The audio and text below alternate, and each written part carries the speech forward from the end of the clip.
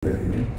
Saya akan sedikit jelaskan bahwa hari ini yang akan dijelaskan adalah alur pengadaan barang, permintaan barang, pengadaan, penerimaan barang sampai ke keuangan. Jadi hari ini mungkin komplit satu siklus.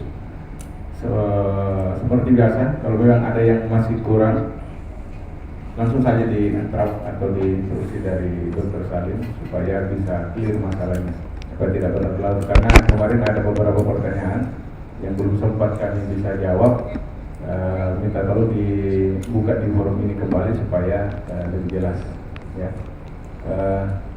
Terus untuk komputer-komputer yang sudah terinstall mungkin bisa dicoba-coba, mungkin hari ini juga akan disebar user atau akunnya masing-masing, tapi itu pun nanti diinfokan kembali pada saat migrasi ke Kansa di tanggal 1. Ya. Untuk mempersingkat waktu, saya serahkan ke Dr. Salim. Terima kasih. Bismillahirrahmanirrahim. Assalamualaikum warahmatullahi wabarakatuh. Selamat pagi untuk teman-teman dari Rumah Sakit Unhas. Oke, seperti yang dijelaskan sama Pak Amir pembawa acara, kita alurnya berarti dari permintaan ini ya, permintaan medis berarti ya. Ini kan farmasi, berarti dari permintaan medis sampai dengan nanti pembayarannya. Oke, dari yang kemarin yang dijelaskan sebelumnya kan, sebelum ini kan pernah sosialisasi juga ya. Ada yang ditanyakan nggak? Masih bingung apa gimana?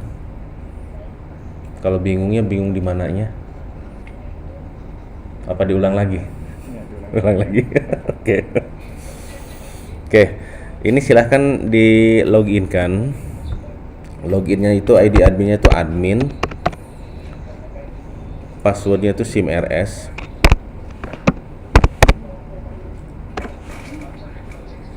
Oke.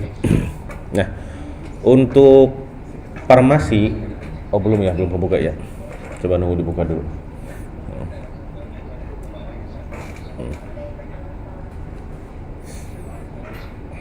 Boleh.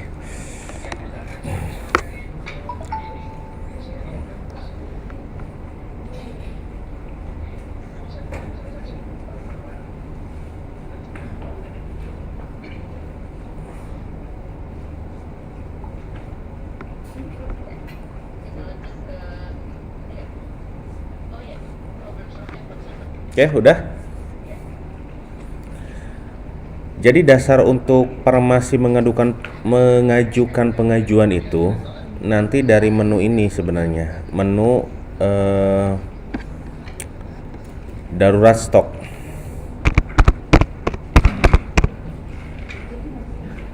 Oke, dari darurat stok. Ini nanti darurat stok ini muncul obat-obat yang sudah mencapai stok minimal. Ya, ini di refresh. Oke, nah ini ya. Ini sudah mencapai stok minimal yang harus dipesan. Nah, stok minimalnya itu di setnya di mana? Di setnya itu nanti di master obat, alkes dan BHP. Jadi pada saat teman-teman farmasi membuat master obat, ini ya, obat, alkes dan BHP nggak muncul. Coba ke menu.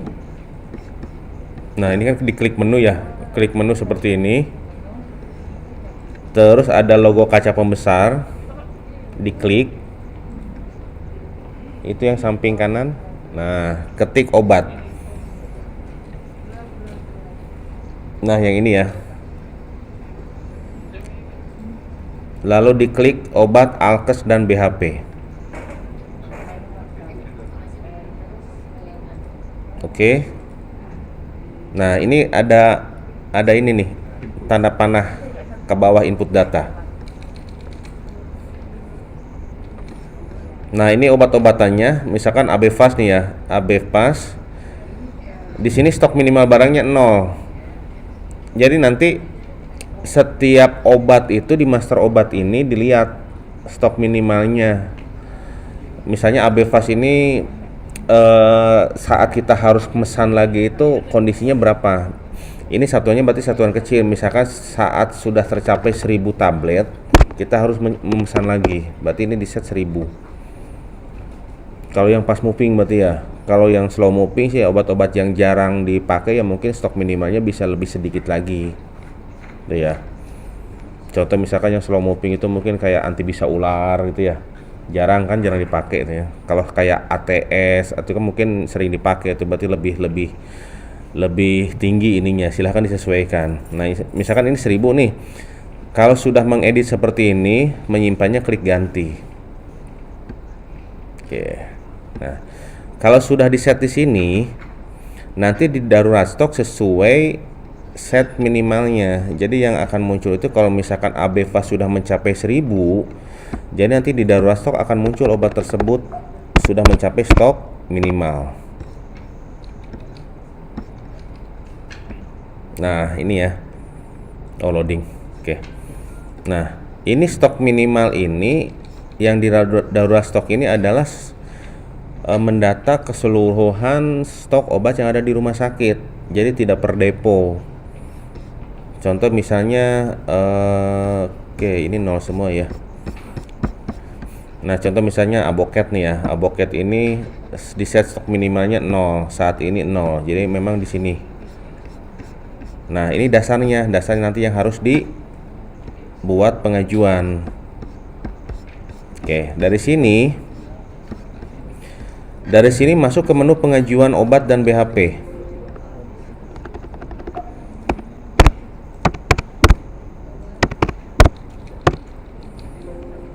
Pengajuan obat dan BHP di sini. Bisa dicoba? Ini bagian keuangan. Oh, bagian keuangan. Apa Mas? Oke.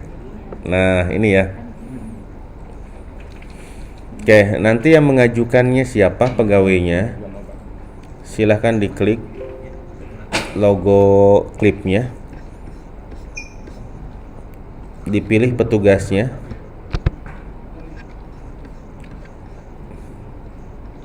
Terus kaca pembesarnya diklik. Nah, silahkan dimasukkan. Misalnya Abevas 10 bungkus gitu ya. Akran injeksinya 100. Nanti bisa di keyword juga di sini. Misalnya Alko. Nah, ini ya. Oke. Kalau ada keterangan silahkan kasih keterangannya. Tinggal disimpan. Yes. Oke. Seperti itu pengajuan. Nah, untuk keuangan nanti dilihatnya tetap di menu pengajuan. Buka lagi menu pengajuan obat dan BHP. Lalu klik cari. Nah, ini ya. Klik cari. Nah, lalu diklik di tanggal pengajuannya. Kalau misalkan memang pengajuannya bukan hari ini, misalkan kemarin, ya ini tinggal dipundurin aja tanggalnya. Misalnya kita mau lihat pengajuan dari tanggal 19. Nah, ya, ternyata baru ada satu yang hari ini. Diklik, klik kanan. Apakah disetujui, apakah ditolak. Oh, ini pegawainya berarti ini ya.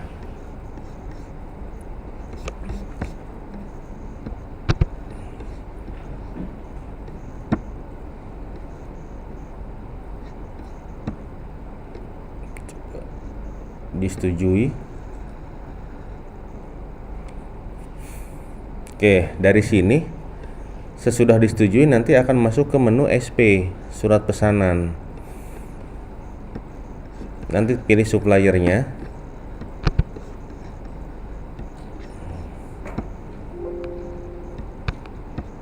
Terus pilih petugasnya.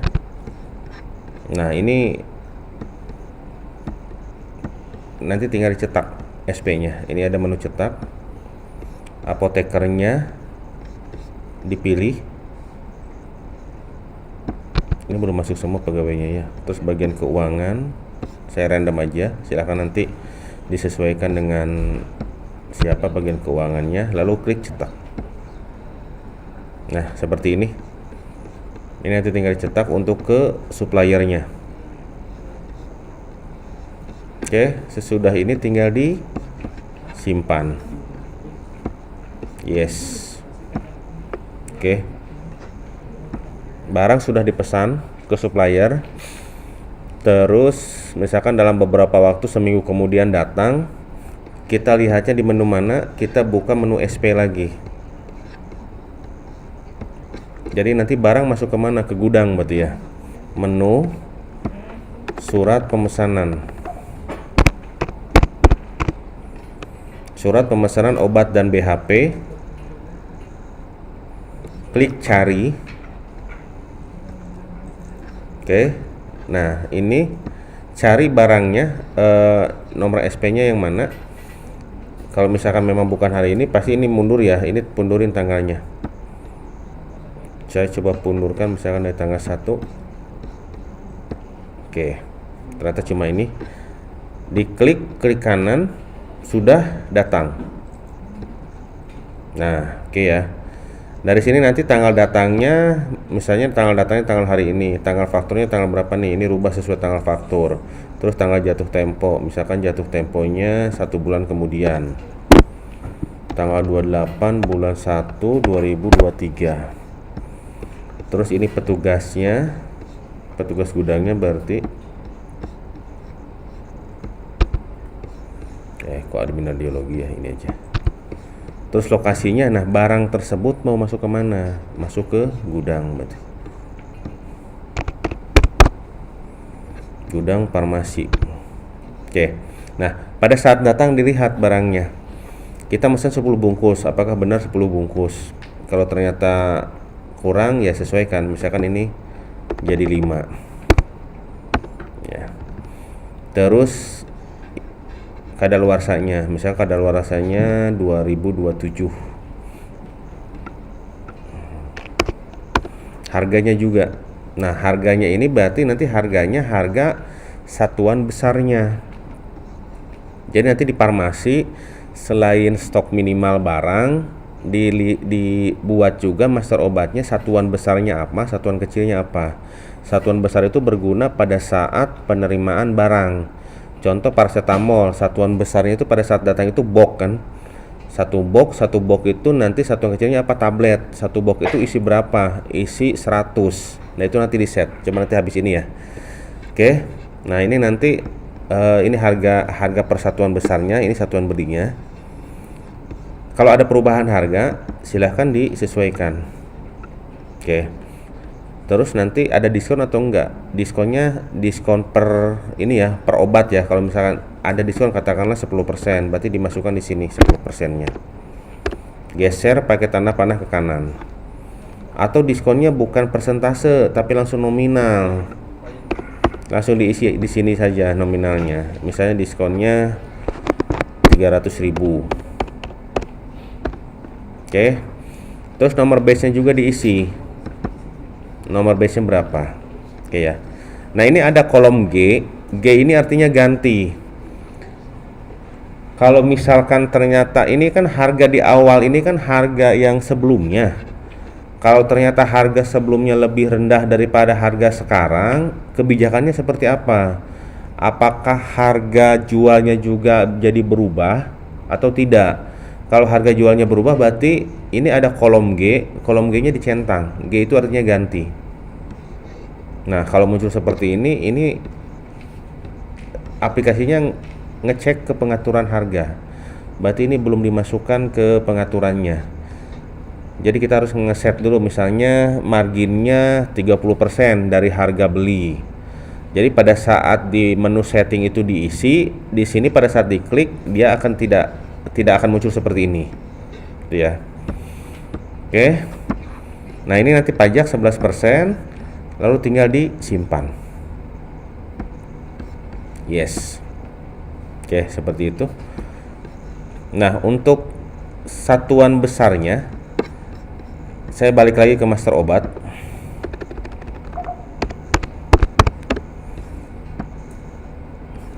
Oke, yang ini kayak AB Fast.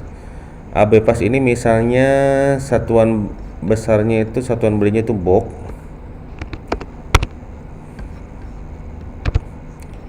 Satuan kecilnya itu ampul ya. Satu box itu isi berapa? Misalnya isi 10. Nah, ini kapasitas itu apa? Yang ini. Ya 10 mg komposisinya berarti ya, kayak paracetamol 500 mg berarti komposisinya di sini kapasitasnya diisi 100. Kalau satu box isi 100 berarti ini satuannya box isinya 100. Jadi nanti pada saat penerimaan tadi, pada saat belinya box disimpan masuk ke gudang, dia akan terkonversi jadi satuan terkecil. Akhirnya nanti stok di gudang akan bertambah. Oke, ini tinggal diganti saja. Oke, seperti itu. Nah, nanti untuk pembayarannya, ya, bentar ya. Kita lihat jurnalnya dulu. Jurnal. Nah, dari sini tadi kita memasukkan penerimaan barang. Jadi nanti di nilai persediaan ini bertambah. Nominalnya segini. Terus tadi ada PPN 11%. Terus jadi utang barang medis dan BHP senilai segini. Oke. Nah, untuk pembayarannya, jadi nanti ada dua cara. Yang pertama, kita lihat dari penerimaan obat dan BHP, klik cari. Nah, ini ya. Misalnya kita mau filter berdasarkan tanggal faktur ya. Contoh misalnya sebulan yang lalu lah, dari tanggal 28 bulan 11 sampai tanggal 1 gitu ya. Ada nggak coba? Oke, nggak ada ya. Kalau misalkan sebulan gitu ya. Nah, ini kalau yang di sini di menu penerimaan ini bisa bayarnya dengan cara seperti ini, diklik kanan, bayar tagihan. Nah, ini kan tagihannya 19.277. Masukin aja nominalnya.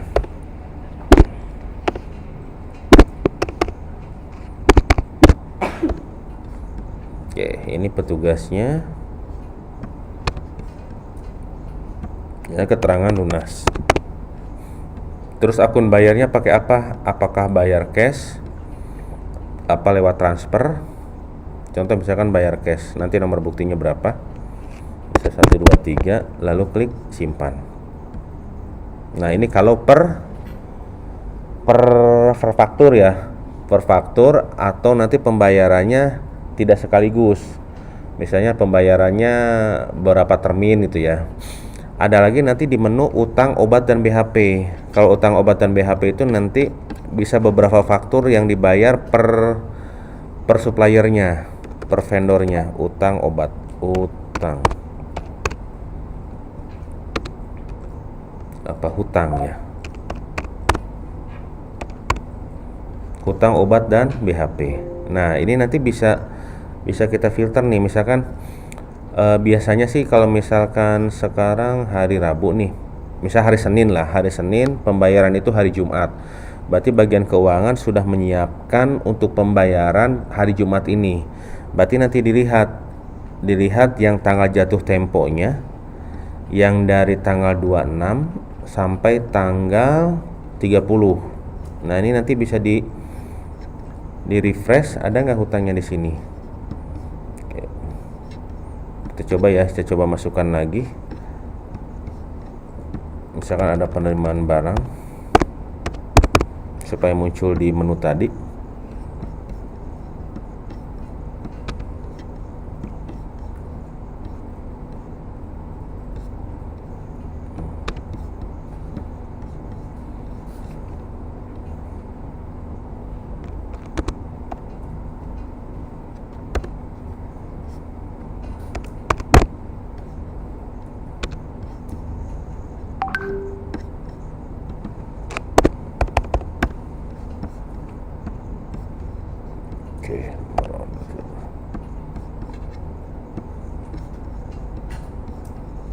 hutang, obat, dan BHP.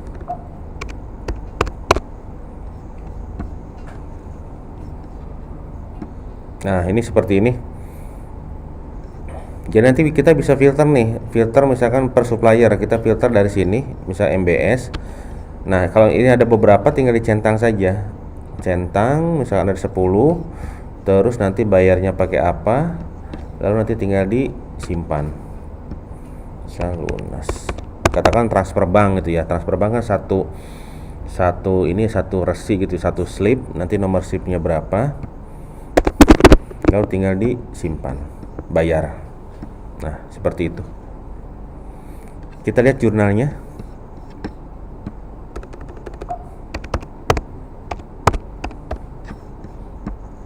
Nah, ini ya. Jurnalnya tadi yang utang obat itu kan yang ini nih ya, 19.277.453 awalnya dikredit, pada saat pembayaran di debit. Ya. Terus uangnya dari mana ngambilnya tadi? Dari kas bendahara. Berarti ada pengeluaran di kas bendahara, posisinya di kredit. Sama seperti yang bawahnya. Ini tadi pada saat kita penerimaan barang senilai ini 1918 dengan PPN 211 dan totalnya segini. Ini berarti jadi utang ya. Terus ini kita bayar lagi. Oke, seperti itu. Ada yang ditanyakan? Ya. Tidak ada yang Terima kasih dok. Saya Hawa dari farmasi. Yang ingin saya tanyakan yang pertama itu mengenai minimal stok. Minimal stok ini kan kita isi per item barang. Minimal stok diisi per item barang. Dan apakah ada warning ketika kita misalnya tadi kita isi minimalnya 1000, ketika kita berada di posisi 1001, apa ada warning nanti ketika kita menginput keluar lagi satu, nanti warningnya ke mana? Oh, oke. Jadi pada saat input resep gitu ya. Kalau dia warning langsung stok sudah mencapai stok minimal sih tidak ada. Jadi tetap kita harus lihat dari darurat stok. Tapi kalau pada saat input resep itu nanti kelihatan stoknya. Coba ya kita simulasikan. Nah, ini ya input resep. Oh, ini udah lumayan banyak nih obatnya. Nah, ini misalkan Abevas nih. Nah, di sini ada stoknya. Stok 1070. Kalau misalkan dokternya katakanlah meresepkannya 2000 gitu ya. Nah, akan seperti ini. Maaf, stok tidak mencukupi. Jadi nanti inputan di sini akan di cross check dengan yang di sebelah kanan ini. Oke. Untuk warning, apakah ada warning oh ini harus dipesan lagi gitu ya. Itu tetap nanti dilihatnya dari menu darurat stok. Jadi mungkin nanti ada semacam SOP gitu ya. Apakah misalkan setiap hari apa tim farmasi mengecek kondisi obat-obat yang sudah mencapai darurat stok. Kenapa dibuat seperti ini? Supaya tidak membebani sistem. Soalnya kalau misalkan kita buat otomatis, contoh ini stok obat ini tahu-tahu mau mencapai stok minimal gitu ya, tahu muncul warning, itu biasanya narik data.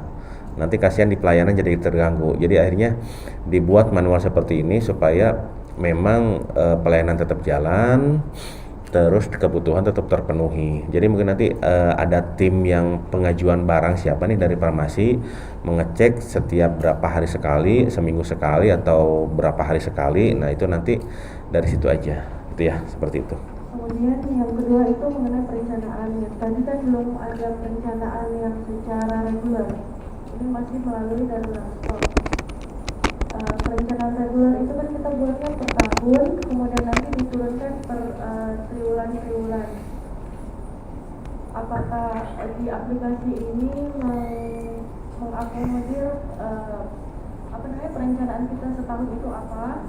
Kemudian kita mau evaluasi per triwulannya, sudah berapa banyak yang dari kita rencanakan ini kita realisasikan? Oke, berarti itu Dilihat dari pengeluaran ya berarti ya, dari obat yang keluar dari farmasi gitu ya, jumlahnya berapa gitu. Maksudnya ini dari perencanaan. Perencanaan di awal tahun kan kita bikin perencanaan, kita susun untuk pemakaian kita setahun ini kira-kira berapa. Misalnya kita di perencanaannya 1.000, tetapi 1.000 ini kan kita menggunakan selama setahun. Jadi per triwulan ini misalnya kita mau adakan triwulan pertama ini misalnya 100 dulu. Nanti ada pemecahannya nggak di aplikasi ini? Kalau yang seperti itu sih belum ada. Paling nanti ngambil dari, misal Hansa sudah jalan 1 bulan nih ya. Lihatnya sih dari item yang keluar dari farmasi sih. Nanti ada menu namanya, kalau ke pasien itu namanya beri obat. Kalau penjualan dari farmasi itu penjualan. Nanti di sini ada menu ringkasan.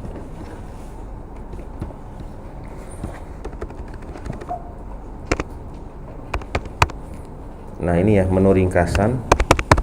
Dari sini misalkan kita mau merencanakan obat yang sebulan kemudian. Nah berarti dasarnya apa? Dasarnya berarti pengeluaran obat bulan ini. Kira-kira obat apa aja yang sering dikeluarkan. Nah ini ada ringkasan beri obat dan BHP. Nah ini kita bisa pundurkan tanggalnya. Misalnya dari tanggal 1 ya. Nah seperti ini. Coba saya pundurinya 1 tahun aja ya. Oke, kok nggak ada? Emang karena dikosongin. Bentar, pakai data ini aja. Data contoh aja di sini.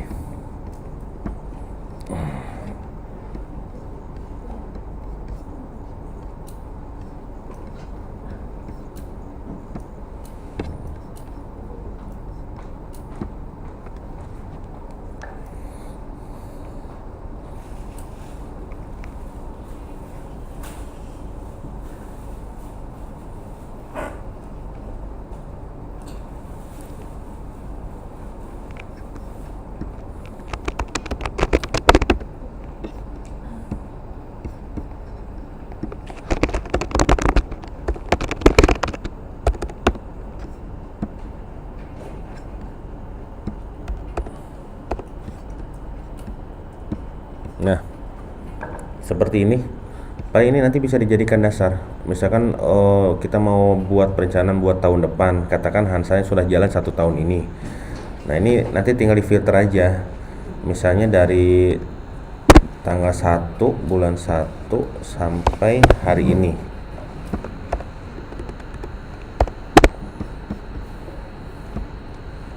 Nah seperti ini ya. ABFAS jumlahnya 24 yang diberikan kepada pasien tahun ini.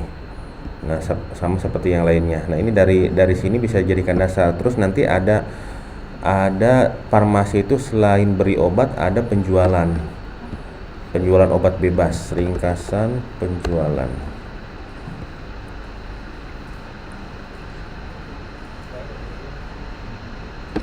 Coba ya, penjualan. Nah ini ya ringkasan penjualan obat dan BHP.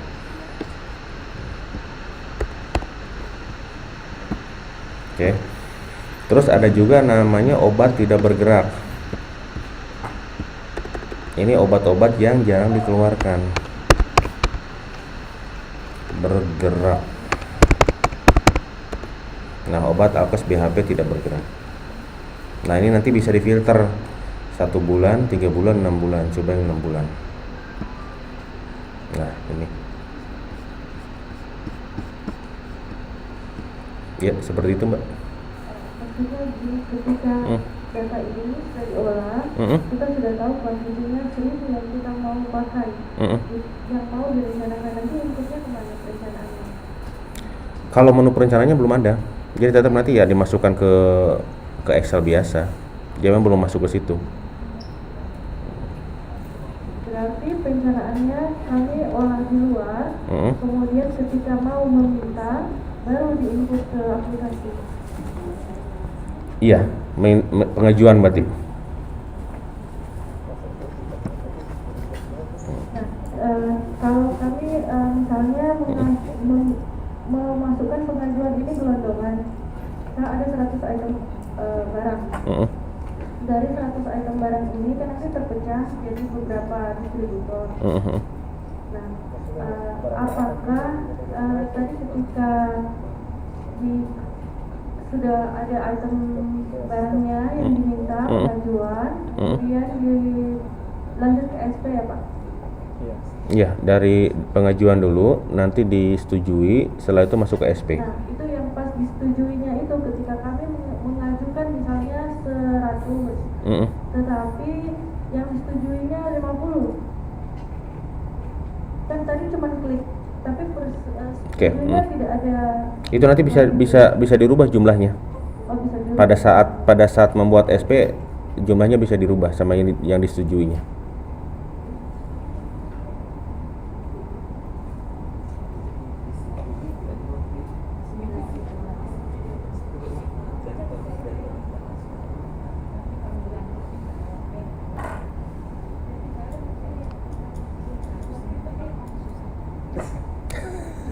Gimana? Iya.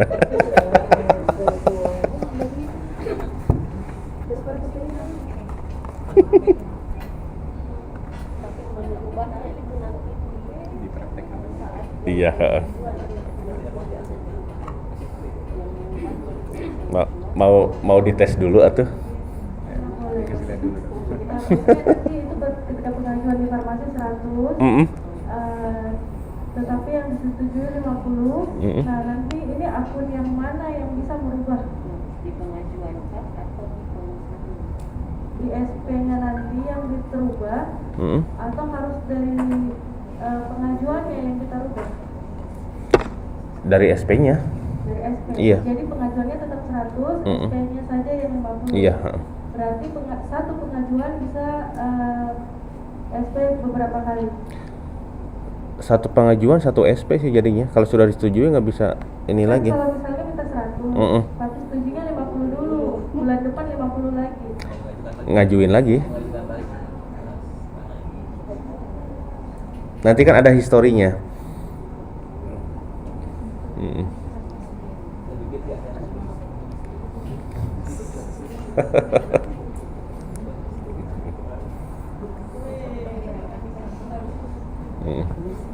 Jadi nanti kan dari pengajuan itu berapa nih yang disetujui berapa, nanti kita bisa lihat historinya. Oh, berarti nanti pada saat bulan berikutnya mau mengajukan lagi, saya mengajukan lagi bulan ini, berarti pakai pengajuan lagi. Dasarnya apa? Karena dasarnya sebelumnya yang di ACC cuma setengahnya kayak gitu.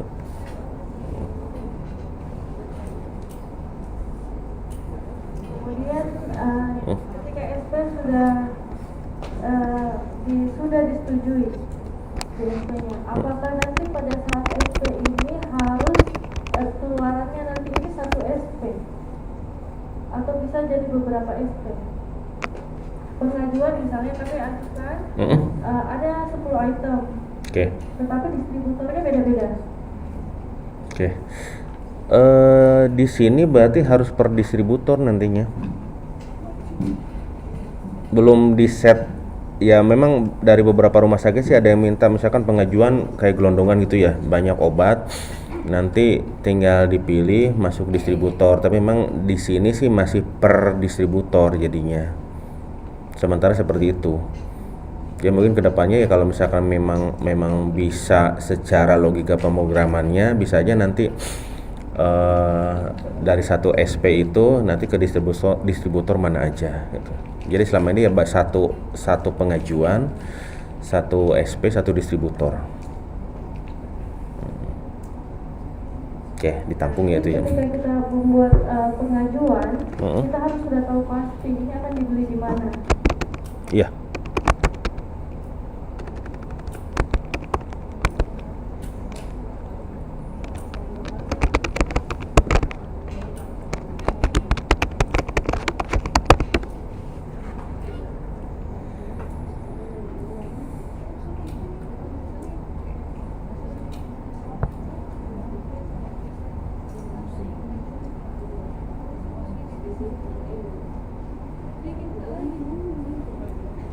Pengajuan itu bisa cuma satu kali disetujui aja ya, tidak bisa paling gini sih sebenarnya nanti pas dikliknya itu, jadi misalkan ini di pengajuan ada beberapa vendor gitu ya. Pas disetujui itu nanti yang pertama aja yang dari surat pemesanan klik kanan masuk ke penerimaan, yang lainnya nanti langsung masuk ke masuk ke surat pesanan aja, ke surat pemesanan, tapi memang dasarnya dari pengajuan yang tadi. Nah, surat pemesanan, nah ini jadi nanti dibikin, jadi awalnya gini kan, dari pengajuan obat dan BHP. Ini klik cari, ini ya, yang ini berarti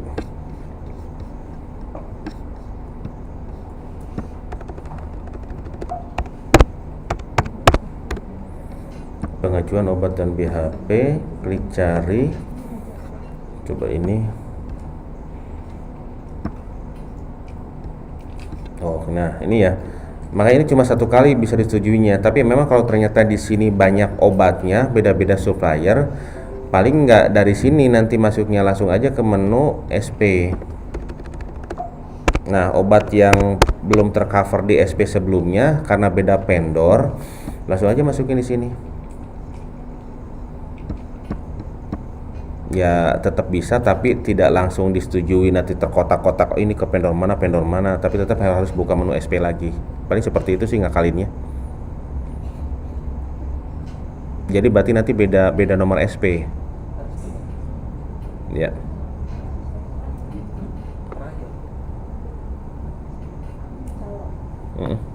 Oke. Misalnya kalau dari farmasi melakukan pengajuan, itu kan ada harga di situ Pak ya? Ya. Di masa barang. Nah ternyata di distributor itu tidak tersedia barang itu. Berarti apakah harus melakukan pengajuan lagi, ataukah di SP-nya kami boleh berbeda harganya, misalnya lebih rendah atau lebih tinggi dari harga pengajuan? Boleh, bisa dirubah. Di pemesanan? Di SP bisa, terus nanti pada saat datang Tapi juga tidak perlu mengubah pengajuannya? tidak usah. Soalnya kan pengajuan itu kan belum masuk ini sebenarnya, belum masuk ke jurnal. Jadi pada saat barang datang, penerimaan, baru itu nanti sebagai utang. Kalau baru sebatas pengajuan itu belum masuk ke mana-mana, jadi nggak masalah. Justru nanti kita bisa jadi perbandingan sebenarnya. Oh, harga sebelumnya seperti ini, harga baru sama harga pas penerimaan. Tapi biasanya sih kalau vendor obat itu kan biasanya kalau misalnya memang ada kenaikan harga, sebelumnya dia menginfokan dulu kan ya. Apa ada yang dadakan? Ya bisa aja, nanti di SP-nya juga mau dirubah bisa, di penerimaan juga bisa. Jadi nanti tinggal menyesuaikan saja.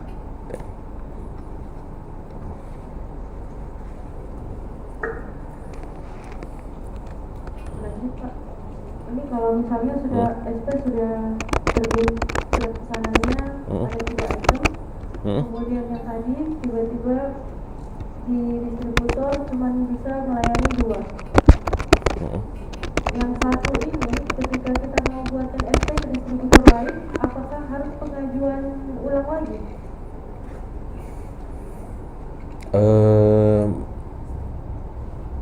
Kalau misalkan memang ya kebijakan lagi sih.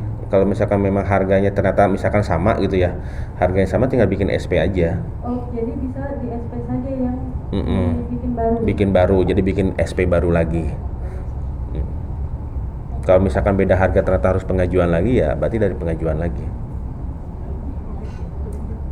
Kemudian kalau misalnya tadi 3 item sudah diajukan, di SP sudah mengeluarkan menerbitkan SP-nya 3 item ini, tetapi ada 1 item misalnya di SP-nya 100, tetapi distributor hanya bisa melayani 50.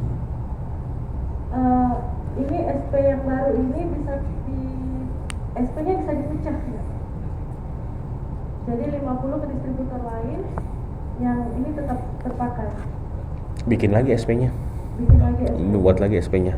Itu nanti kalau misalkan ada kasus seperti itu, nanti ada ini sih sebenarnya, ada laporannya ya. Ada validasi Sebentar, validasi. Tapi bikin SP-nya ini apakah bikin 2 SP baru Mm-mm. yang sesuai dengan yang dilayani distributor, Mm-mm. ataukah hanya menambah 1 SP untuk yang kelebihan ini, setengahnya ini? Buat SP yang tinggal yang kekurangannya saja. Yang kekurangannya Iya. saja. Jadi nanti ada 2 SP, SP yang distributor pertama, yang SP yang distributor kedua, yang kekurangannya saja. Di sini nih validasi. Oke, di mana ya? Coba faktur.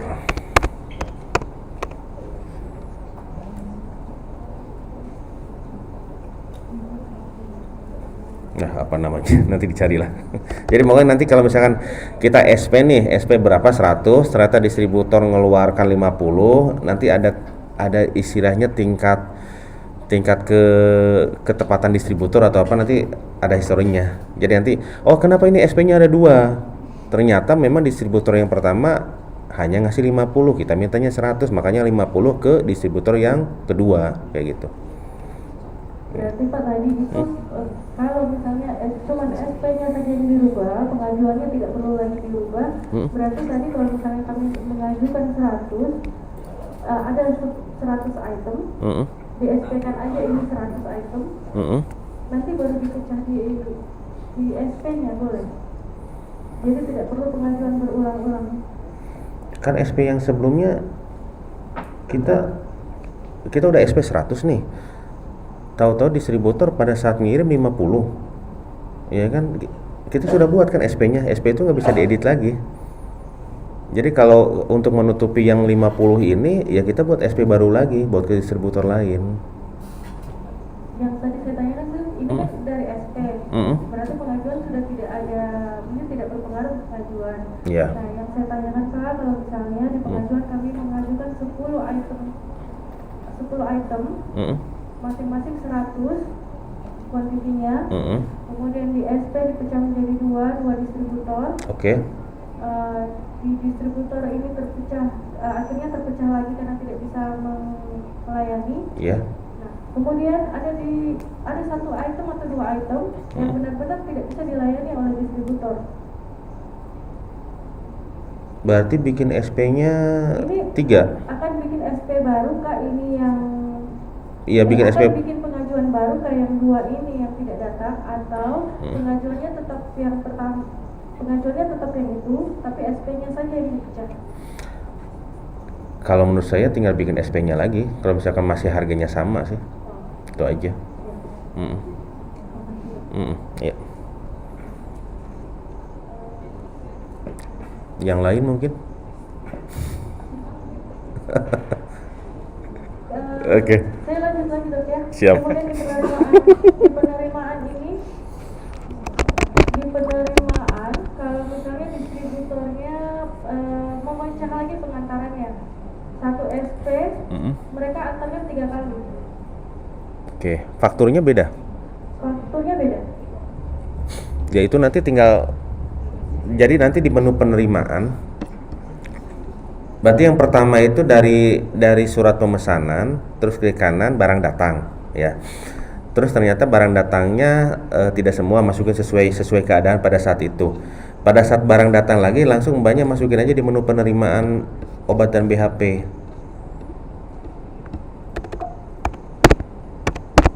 Nah di sini kan ada kolom surat pemesanan SP.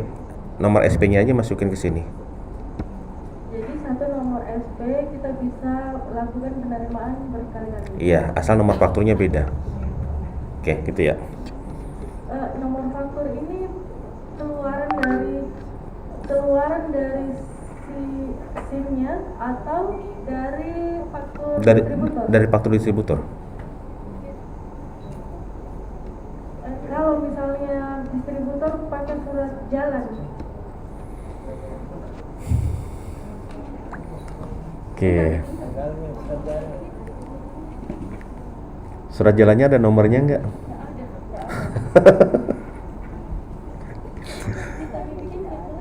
Oke. Ya paling pakai yang dari sini, tapi nanti di surat jalannya dikasih ini aja. Kasih keterangan nomor fakturnya, terus nanti kalau ada nomor faktur baru di fakturnya itu dikasih nomor faktur yang dari sini buat identifikasi nantinya pada saat pembayaran.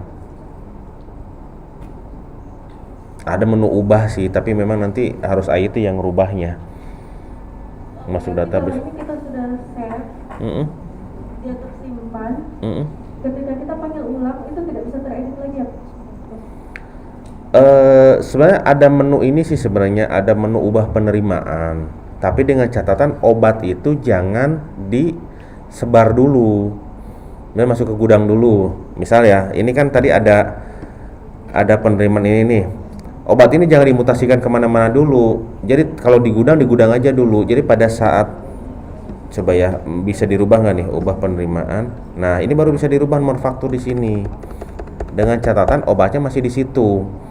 Kalau obatnya sudah dimutasikan, ini nanti kacau stoknya. Soalnya kan pada saat ubah penerimaan ini kan seolah-olah barangnya masih di gudang. Pada saat disimpan stoknya balik lagi ke kondisi semula. Tuh, berarti nanti mungkin pakai kebijakan aja lah ya. Obat yang belum fakturnya belum ada, jangan dimutasikan dulu. Nggak bisa. Oke, kalau kayak gitu berarti ya nanti nomor fakturnya pakai bawaan Hansa. Pada saat faktur aslinya datang, ditulis juga di faktur aslinya, faktur yang tercatat di sini. Ada rumah sakit yang seperti itu. Memang distributor pada saat itu dia belum ada faktur asli, baru surat jalan saja. Kalau mereka pakai sistem retur sih jadinya. Diretur terus nanti dimasukkan lagi, tapi kan malah ribet jadinya ya. Jadi seolah-olah nanti pelaporannya banyak obat yang diretur, padahal kenyataannya nggak seperti itu. Kemudian pertanyaan saya selanjutnya lagi, ini berhubungan sama LPJ. Ya. Nah ini kan ada penerimaan. Di penerimaan itu kan tidak bisa diedit lagi kalau misalnya barangnya sudah tersebar, sudah digunakan.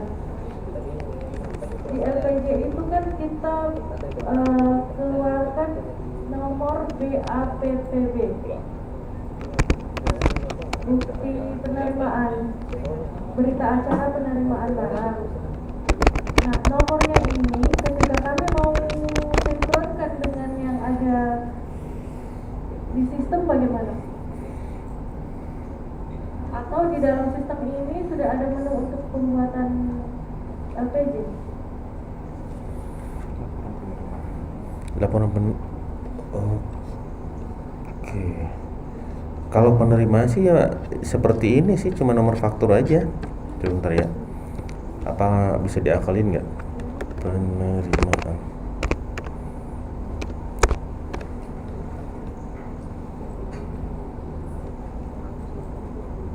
Nggak ada. Ya. Itu laporan penerimaan itu bisa beberapa faktur berarti. Oke, di sini.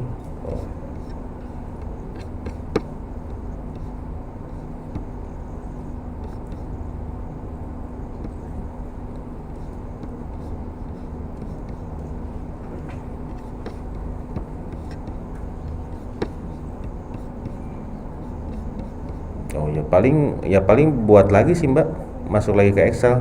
Tapi nanti datanya bisa ngambil dari sini. Ini kan misalkan yang hari ini nih ada penerimaan barang. Ini bisa dicetak dari sini seperti ini. Tapi nggak ada nomornya. Kalau butuh nomor ya ini diolah lagi. Ini di copy paste ke Excel, tinggal dikasih nomor. Nomor penerimaannya ada nggak?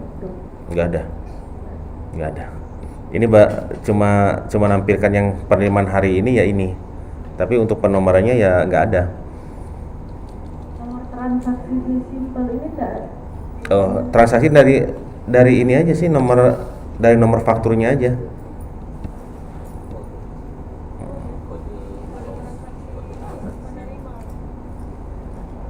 Kode transaksi menerima paling dari, coba ya dari jurnal.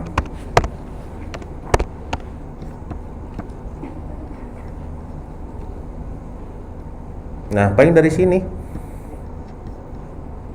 Dari penerimaan di menu jurnal harian, ini kan ada nomor jurnal. Nomor jurnal ini muncul di menu Di menu jurnal harian. jurnal. Nah, ini.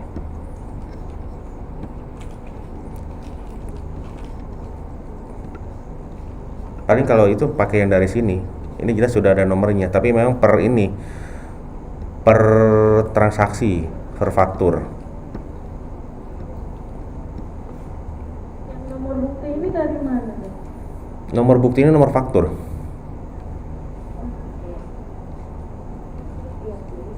Hmm.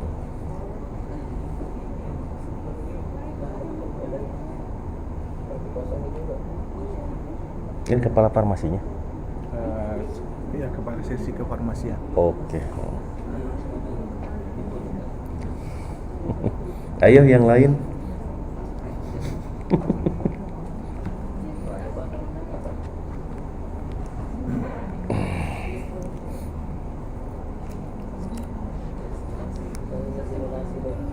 Oh, oke. Ayo silakan dicoba. Ayo. Nanti simulasinya berdasarkan dari perencanaan, nanti bisa dilihatnya mungkin di perencanaan dan terakhir di keuangan. Ya, simulasi kan ya, pelan dari kita itu ya. Oh, jadi kayak di situ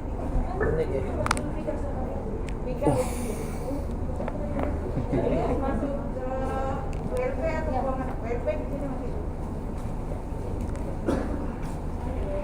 Keuangan di sini Iya.